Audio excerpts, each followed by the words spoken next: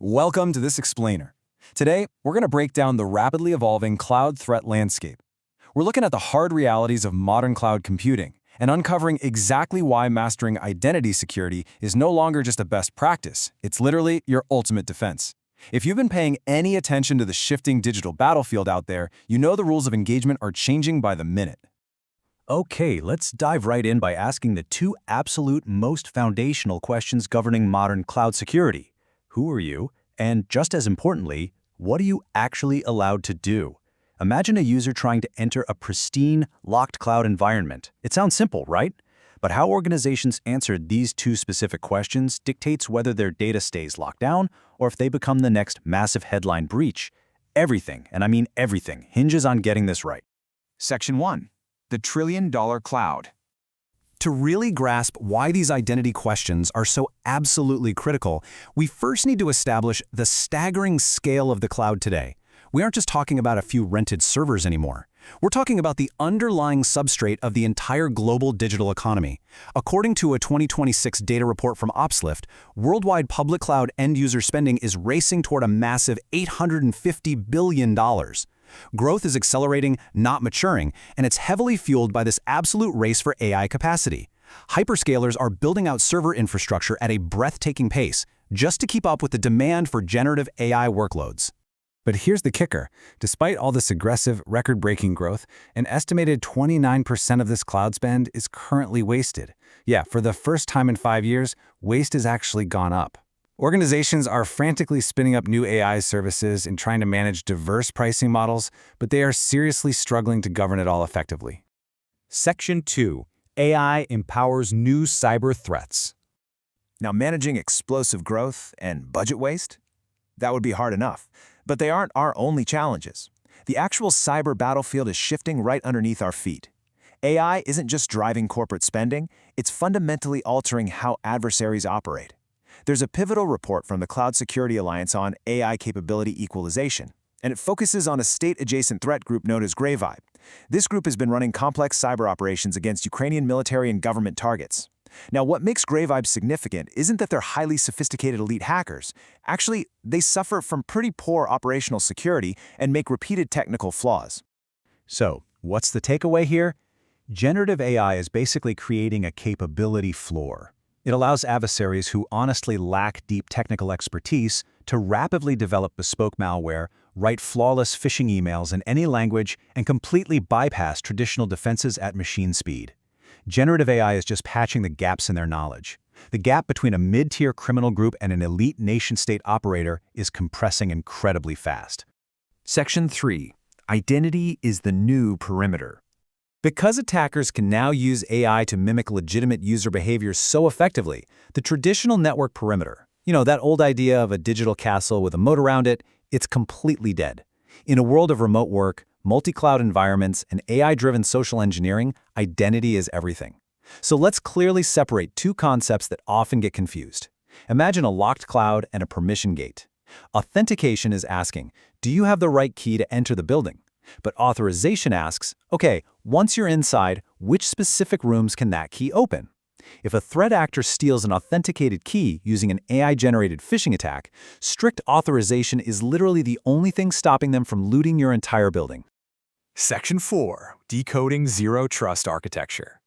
Protecting these identities and enforcing strict authorization requires a fundamentally new structural framework. And that brings us to the absolute necessity of zero trust. According to the NIST Special Publication 1800-35 on Zero Trust Architecture, the core philosophy is brilliantly simple. No user, device, or application is implicitly trusted, ever. Every single access request has to pass through a policy decision point and a policy enforcement point before access to an enterprise resource is granted. Practically, this means dynamic, real-time factors are continuously verified. Zero Trust doesn't just check your password once and let you roam free. No way. It continuously evaluates your user role, your geolocation, the health and hygiene of your device, and it constantly scans for access pattern anomalies. So if an AI-empowered attacker compromises a credential, this continuous verification severely limits their blast radius and stops lateral movement dead in its tracks. Section 5. Mastering least privilege access.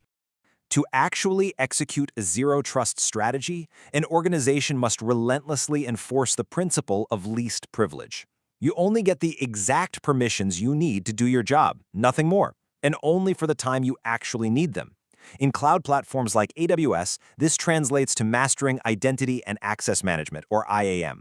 Securing the cloud means perfectly aligning users, groups, and roles, and attaching precisely crafted policies to specific infrastructure resources. It's like a giant puzzle where every single piece has to fit perfectly. And listen to this warning from the SutraByte educational curriculum because we absolutely cannot ignore it. One bad permission can change the attack surface. It is that serious.